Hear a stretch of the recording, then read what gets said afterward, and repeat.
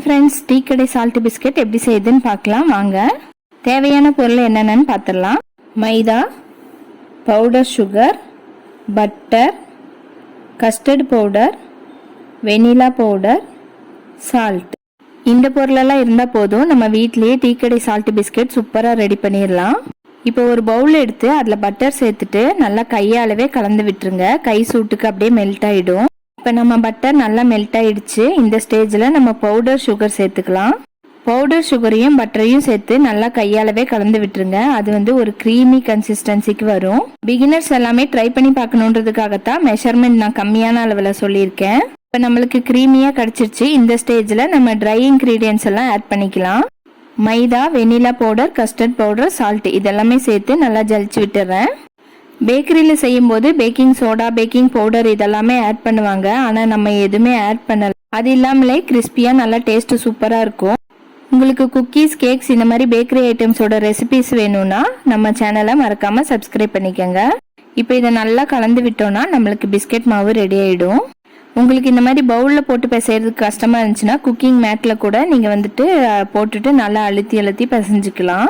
உங்களுக்கு மாவு கொஞ்சம் லூஸாக இருக்க மாதிரி இருந்தால் 5 மினிட்ஸ் ஃப்ரிட்ஜில் வச்சு செட் பண்ணிவிட்டு அதுக்கப்புறமேட்டு நீங்கள் எடுத்து திரட்டிக்கலாம். இப்போ நான் மேட்டில் வச்சு நல்லா அழுத்தி பிசைஞ்சிக்கிறேன். அது மாவு பேட்டர் நம்மளுக்கு இன்னும் ரொம்ப சாஃப்டாக கிடைக்கும். அதுக்காகத்தான் திரட்டுறதுக்கு நம்மளுக்கு ஈஸியாக இருக்கும். மாவை மேட்டில் வச்சுட்டு சப்பாத்தி கட்டை எடுத்து இந்த மாதிரி திரட்டிக்கலாம். இந்த மாதிரி ஸ்கேல் வச்சு லெவல் பண்ணி விடுங்க சைடில். அப்போ தான் நம்மளுக்கு எல்லா பீசஸும் ஒரே ஈவனாக கிடைக்கும். அப்போ பேக் ஆகும்போது நம்மளுக்கு ஒரே டைமில் எல்லாமே பர்ஃபெக்டாக பேக் ஆகிடும். இப்போ இந்த மாதிரி குக்கி கட்டர் வச்சுட்டு நம்ம ரவுண்ட் ஷேப்புக்கு பண்ணி எடுத்துக்கலாம். உங்களுக்கு எந்த ஷேப் வேணுமோ கொடுத்துக்கோங்க. நார்மலாக சால்ட் பிஸ்கெட் ரவுண்ட் ஷேப்பில் இருக்குன்றனால நான் ரவுண்ட் ஷேப்பே கொடுத்துட்டேன். இந்த மாதிரி அந்த பேட்டரியில் வச்சு லைட்டாக ப்ரெஸ் பண்ணிங்கன்னா போதும், நம்மளுக்கு ஷேப் சூப்பராக கிடச்சிரும். உங்ககிட்ட குக்கி கட்டர் இல்லைன்னா வாட்டர் பாட்டிலோட மூடி கூட யூஸ் பண்ணிக்கலாம். இப்போ அழகாக ரவுண்ட் ஷேப்புக்கு கிடச்சிருச்சு. இதை ஒரு ட்ரேயில் வச்சிடலாம். பேட்டர் கன்சிஸ்டன்சி பாருங்கள் எவ்வளோ நல்லா வந்திருக்கு. நம்ம கையில் எடுக்கும் போது கொஞ்சம் கூட இப்படி ஒட்டவே இல்லை. நம்ம ஸ்கேல் வச்சு பேட்டரை பேனலிங் பண்ணனால எப்படி ஈவனாக ஒரே மாதிரி திக்னஸோட வந்திருக்கு பாருங்க. இப்போ இதெல்லாம் எடுத்தது போக மீதி இருக்க மாவையும் மறுபடியும் அதே மாதிரி மெத்தடில் ஃபாலோ பண்ணி பேனல் பண்ணிட்டு அதுக்கப்புறம் ஷேப் எடுத்துக்கோங்க. இப்போ நம்ம போட்ட 80 கிராம் மைதா மாவில் நம்மளுக்கு இவ்வளோ பிஸ்கெட்ஸ் கிடச்சிருக்கு.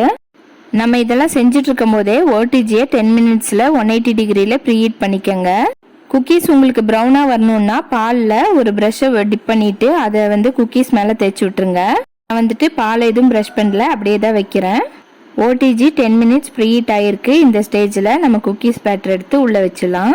இப்போ குக்கீஸை 180 டிகிரியில் 12 to 15 மினிட்ஸ் வரைக்கும் நம்ம பேக் பண்ணி எடுத்துக்கலாம். இப்போ ஒரு 13 மினிட்ஸ் ஆயிருக்கு. அந்த ஸ்கேலை வச்சுட்டு இப்படி லைட்டாக மூவ் பண்ணி பாருங்க. மூவ் ஆச்சுன்னா நம்ம பிஸ்கெட் பேக் ஆயிடுச்சுன்னு அர்த்தம். இப்போ நம்ம பிஸ்கெட்டை வெளியில் எடுத்துடலாம். வெளியில் எடுத்தோன்னு பார்த்தீங்கன்னா ரொம்ப சாஃப்டாக இருக்க மாதிரி தான் தெரியும்.